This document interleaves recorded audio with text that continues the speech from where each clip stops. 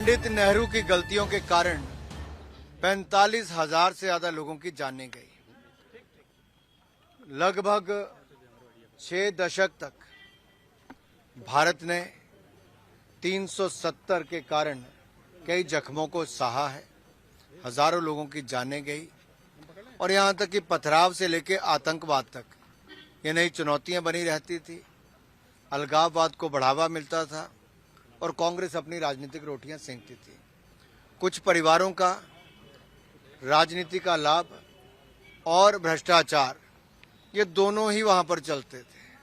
लेकिन जब से धारा 370-35 से गई तब से पथराव की घटनाएं बंद हुई, आतंकवाद पर अंकुश लगा, यहां तक कि पर्यटन को पंख लगे और वहां पर उद्योग को नई ऊंचाई मिली। एक तरह से एक गलती जो नेहरू जी कर गए थे उसने कितना पीछे हमारा जम्मू कश्मीर कर दिया था।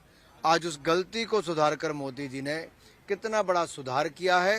तभी तो इतना प्यार पहले जम्मू में अब कश्मीर में दोनों तरफ मिला। जिस दिन जम्मू रैली थी उस दिन हजारों लोग थे, बारिश पड़ रही थी लेकिन जोश बहुत था।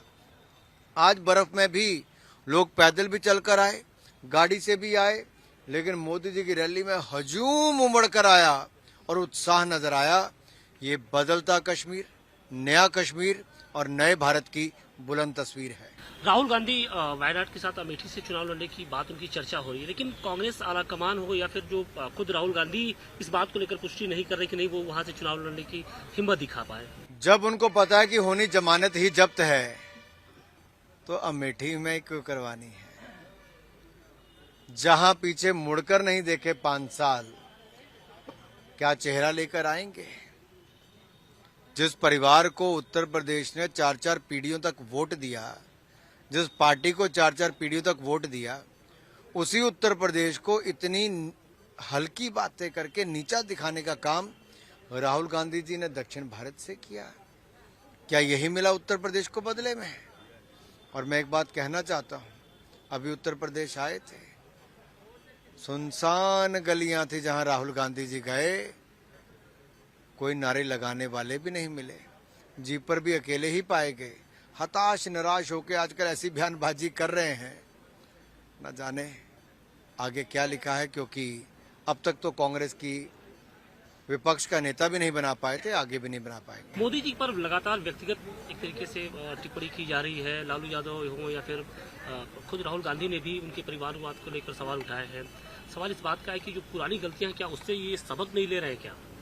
देखिए, चाहे मोदी जी को नीचा दिखाना, अपशब्द बोलना, गाली गलौज करना, ये आम सी आदत बन गई है कांग्रेस और इनके सहयोगी दलों को। आप देखिए, कभी गंदी नाली का कीड़ा कह देना, कभी मौत का सौदागर, कभी कुछ, कभी जो मैं शब्दों का इस्तेमाल नहीं कर सकता कि उतनी हल्की हल्की बातें एक देश के प्रधानमंत्री के बारे में कहना और ये कह देना कि इनका कोई परिवार ही नहीं। जो व्यक्ति पूरे देश को अपना परिवार मानता हो और एक प्रधान सेवक के रूप में काम करता हो, 140 करोड़ भारतीयों को परिवार जन कहकर बुलाता हो, उसके लिए तो सभी भारतीय परिवार हैं। तभी तो आज सब कोई कहता है मैं भी मोदी का परिवार। और इसलिए मैं कहता हूं कि ताकत है मोदी की, देश की जनता, जो जनता के लिए जिए, जो भारत को आगे बढ़ाने के लिए लगातार एक एक पल भारत के विकास के लिए लगाया है। जनता ने भी मन बनाया है अब की बार 400 पार। खेलो इंडिया गेम्स के पदक विजेताओं को सरकारी नौकरी देने की बात।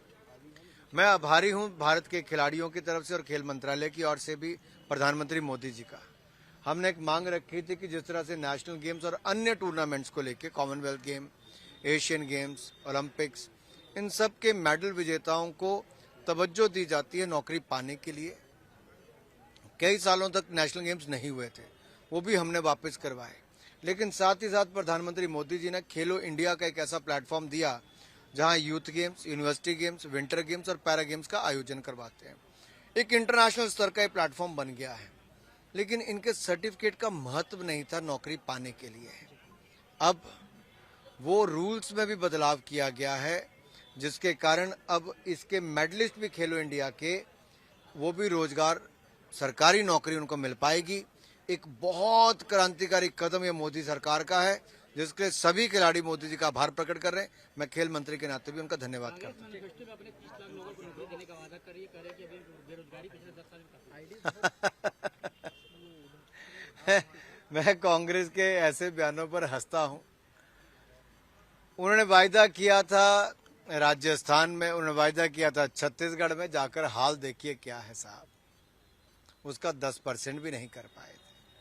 रोजगार देना तो दूर, बुरी हालत उन्होंने वहां की कर दी भ्रष्टाचार के कारण।